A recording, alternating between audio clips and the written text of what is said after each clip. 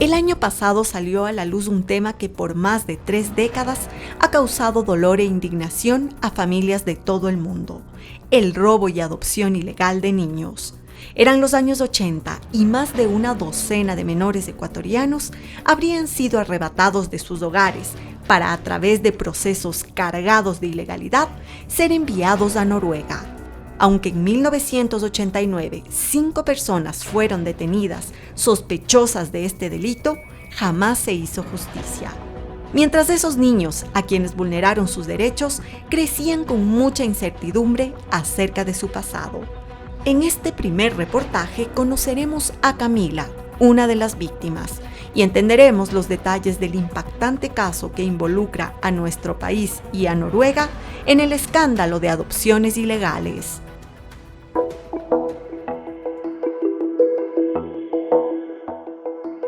Aunque estas historias se contarán en apenas minutos, para sus protagonistas que sean conocidas ha tomado décadas.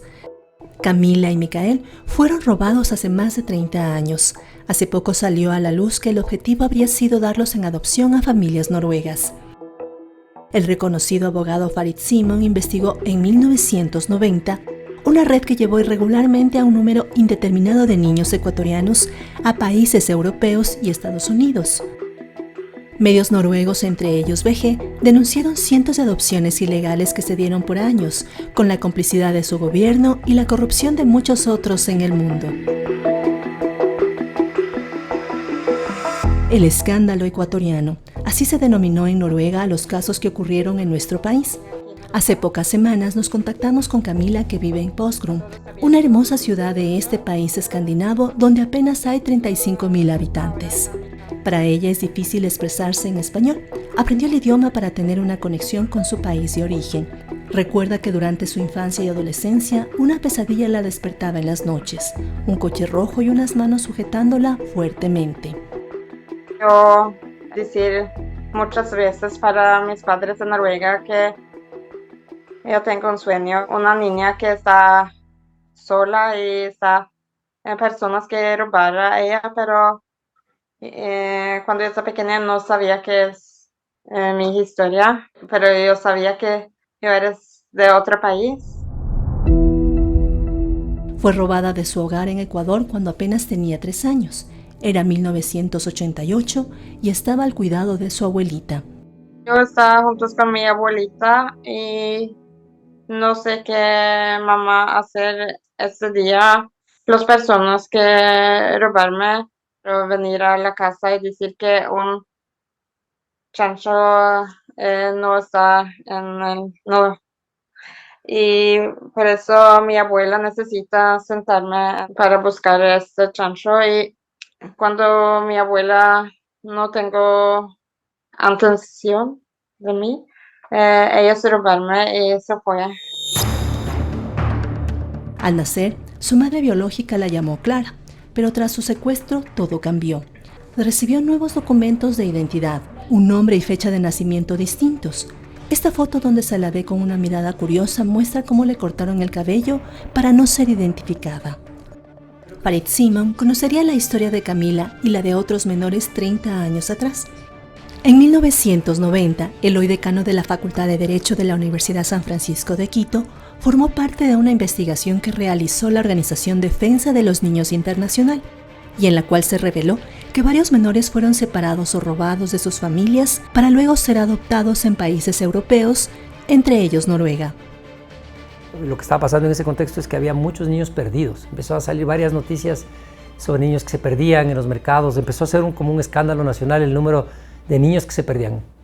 Yo era estudiante universitario todavía y había una organización en el Ecuador que existe todavía que se llama Defensa de los Niños Internacional.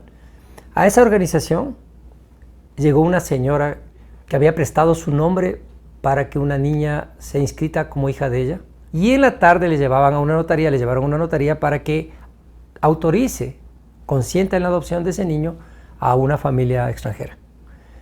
A ella le pagaron una cantidad de dinero y después ayudó a buscar otras amigas para que hagan lo mismo. Denuncian a la fiscalía esto, empieza una investigación, a la señora le sacan del país porque estaba amenazada, porque reveló la red, digamos, ¿no? Puso en evidencia la red. Y Defensa de los Niños Internacional lo que hace es conseguir recursos para hacer una investigación, básicamente en una estructura, una señora que era trabajadora social de la Corte Nacional de Menores, que era la estructura anterior del sistema de justicia de menores. Ella es la que hacía los informes de idoneidad de los adoptantes internacionales. Después se hacía la adopción en un tribunal de menores.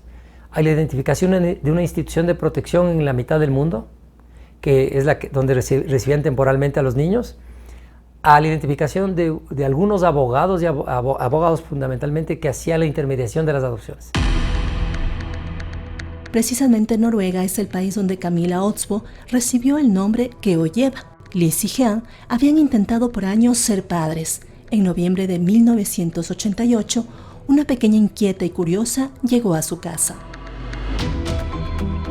Pero la felicidad duraría poco. En enero de 1989, una noticia circuló en los medios noruegos. 5 personas en Ecuador habían sido detenidas sospechosas de robar niños y entregarlos en adopción. 13 fueron enviados a Noruega. Durante décadas, en Europa se consideró un acto altruista la adopción de menores de edad, de familias pobres que vivían en países de pocos recursos.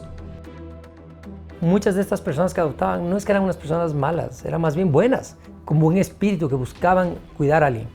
El tema era los intermediarios. En ese periodo de tiempo, en los 90s, había más adoptantes, más solicitantes de adopción que niños disponibles. Aunque la idea era que estábamos llenos de niños abandonados, la verdad es que la mayor parte de niños en las instituciones eran niños que tenían familias. Entonces, cuando ya no hay más niños para dar en adopción, empiezan a aparecer las formas irregulares de encontrar niños.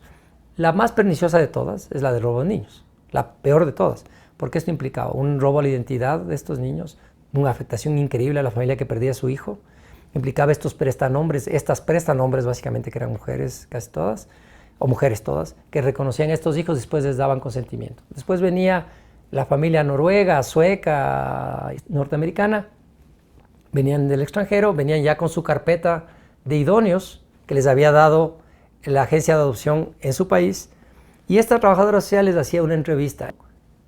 Personas que hablaban noruego o inglés muchas veces, o hablaban sueco o inglés, o solo inglés. La señora no hablaba inglés y daba un consentimiento, ella daba un informe favorable para la adopción. Y con el consentimiento para la adopción iban a un tribunal de menores y el tribunal de menores daba la adopción. Se tramitaba la salida en unos 15 días, era como paquete completo, venían en 15 días y iban con el niño o niña. Había otra que era forzar la declaratoria de abandono de niños y niñas, o sea, era como niños en instituciones que sí tenían familias que sí querían tener a sus hijos, pero que forzaban que los tribunales de menores les declaren abandonados. Muchas veces vi en los informes que la trabajadora social reconocía que tenía familia y que la familia quería cuidarle a la niña, pero decían, es tan pobre, están en una situación tan precaria, es una situación de pobreza tan extrema, que es mejor que se vayan en adopción. Y la tercera manera era presionando a las familias. O sea, muchas veces les ofrecían dinero o ofrecían cosas a cambio. También en esa experiencia encontré casos donde les habían ofrecido dinero y no les cumplieron. Les dieron una máquina de coser a cambio del hijo o hija y un cheque de 500 sucres, un cheque de 1000 sucres a cambio del niño. Y después la mamá decía, ya me arrepentí, le extraño a mi hija. Y además, el cheque que me dieron no tenía fondos. O sea, era una cosa increíble. Entonces, cuando terminamos de revisar esto, encontramos los patrones, digamos, por donde estaba la ilegalidad. En base a ese informe, Naciones Unidas se presentó en Naciones Unidas de que había pasado esto en el Ecuador, y en base al escándalo, cuando entró Borja al gobierno, reglamentó las adopciones internacionales. Le puso reglas más estrictas, más complejas, y por primera vez se impidió, por ejemplo, los consentimientos directos, que eran la fuente de robo, porque era sencillo inscribir a un niño y hacerle pasar a un niño como hijo de otra persona. Mientras Camilla y sus nuevos padres formaban un hogar lleno de amor, en Ecuador una madre sufría su ausencia. Cecilia, la progenitora de Camilla, denunció su secuestro y tras conocer que estaba en Noruega, exigió que regresara a Ecuador. Bertesgaden, VG, uno de los medios noruegos que más revelaciones ha hecho sobre las adopciones ilegales en su país, accedió a más de 1000 documentos en el caso de Camilla, muchos clasificados como secretos por varios ministerios. En ellos descubrieron que autoridades de Noruega hicieron todo lo posible para que Camilla permanezca allá. En 1990, el Ministerio de Relaciones Exteriores y el Foro de Adopción de ese país transfirieron 250.000 coronas noruegas, unos $24,000 al cambio actual para detener la nulidad de la adopción de la pequeña. A biological mother in Ecuador who got a lawyer. Su madre biológica en Ecuador consiguió un abogado quien le ayudó para que el gobierno noruego supiera que esa adopción fuera ilegal, y en ese caso, la embajada noruega y la agencia de adopción fueron a la corte cuando pidieron que se revirtiera la adopción. Pero esto se detuvo pues su abogado recibió mucho dinero. No sabemos el monto exacto, pero la familia de Camila tuvo una casa nueva. Y eso lo sabemos por los documentos que demuestran que el gobierno gastó mucho dinero para viajar al Ecuador y hablar con el abogado de la madre de Camila.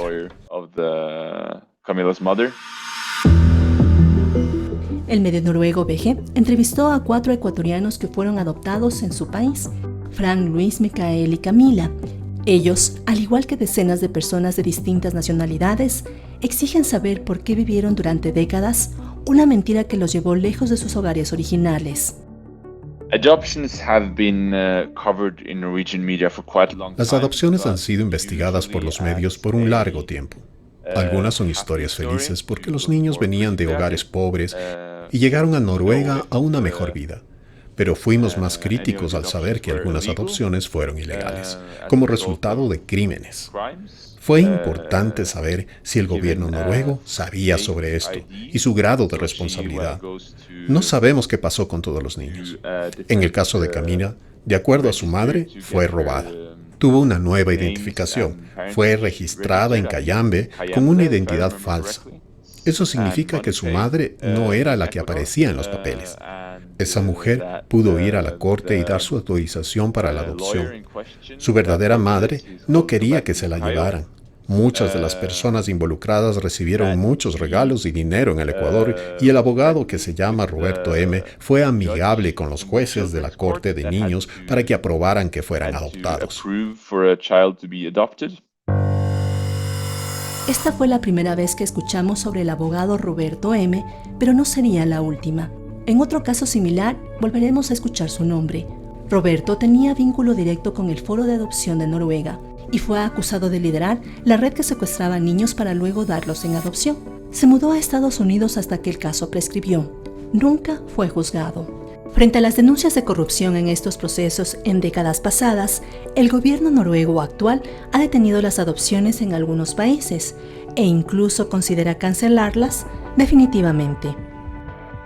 En este caso particular, lo que hizo el gobierno de Noruega fue deplorable en todo sentido, porque al enterarse de que el representante de la agencia de adopciones noruega tenía relación con una obtención ilícita de niños, digamos, la reacción del gobierno noruego no es investigar para determinar la responsabilidad y qué pasa con esos niños que habían sido llevados ilícitamente a su país, sino que hace es mandar a un representante diplomático para que haga control de daños aquí, para que se relacione con el Estado ecuatoriano y les diga, oiga, no haga nada porque le va a afectar a las familias noruegas que están allá y pueden sufrir, y cerrar el tema de los casos.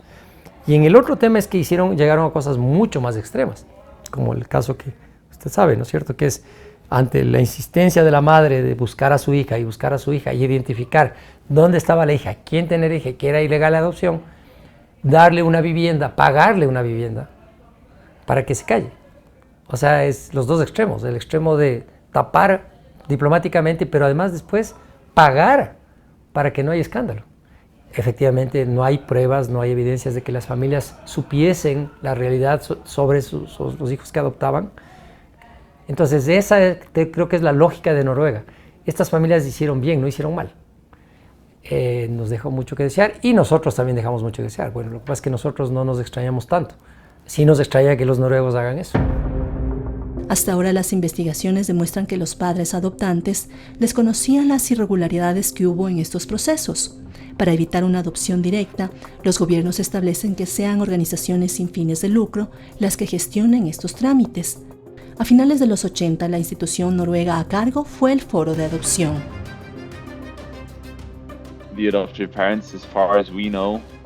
De los padres adoptantes que conocimos, ninguno supo que estas adopciones fueron ilegales. Ellos deseaban encontrar niños porque no podían tenerlos. Fueron a las organizaciones de adopción y a las cortes de Ecuador que dijeron que las adopciones eran legales y trajeron a los niños a Noruega. Camila no supo la verdad acerca de su adopción hasta los 13 años, cuando las pesadillas de su secuestro se hicieron frecuentes. Sus padres adoptivos le contaron su historia y decidieron que sería buen momento para volver a ver a su familia biológica. En 2002, el Foro de Adopción Noruego pagó el viaje de Cecilia y su hijo para reencontrarse con la adolescente. Camila no hablaba español ni Cecilia noruego. Aún así, fue emocionante para ambas por fin abrazarse. Una prueba de ADN confirmó su parentesco. Aunque la historia de Camila tiene matices de dolor, ella encuentra un lado bueno. Tiene 2 familias de las que ha recibido mucho amor. Aprendió a hablar español para comunicarse con su madre y hermanos y ha viajado a Ecuador unas 5 veces. En su hogar guarda el retrato de sus 2 familias. ¿Cómo te sentiste al saber que tenías una familia en Ecuador? Yo estaba muy feliz cuando yo escuché eso, porque ellos mandarme fotos de mi hermana y mi hermano y a mamá, también a mi papá. Y por eso yo estaba muy feliz porque yo estaba muy parecido de mi hermana y mi hermano en la cara.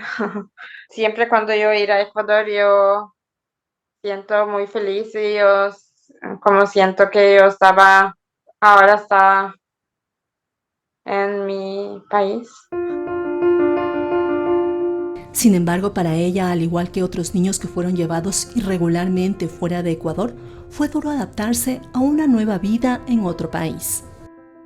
Aquí la vida es muy diferente en Ecuador y las personas aquí no eres como cariñoso. Aquí la gente es más frío y cuando tú vives como muy sola y sí, yo tengo amigos y amigas y mi familia, pero la vida es muy diferente aquí.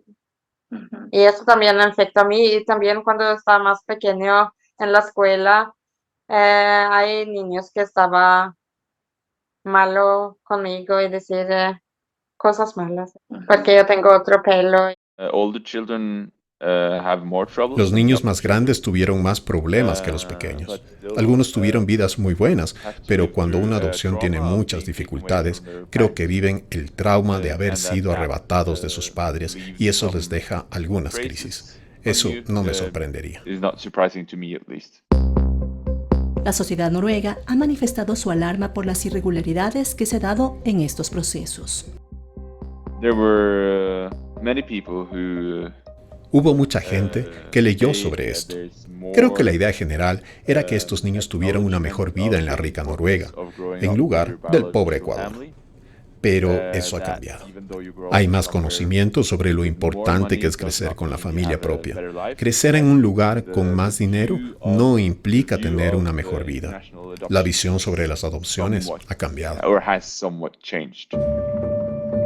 El caso de Camila y de otros niños llevados a Noruega para ser adoptados ha hecho que las autoridades de ese país planteen un cese de estos procesos hasta que se garantice que todo sea legal.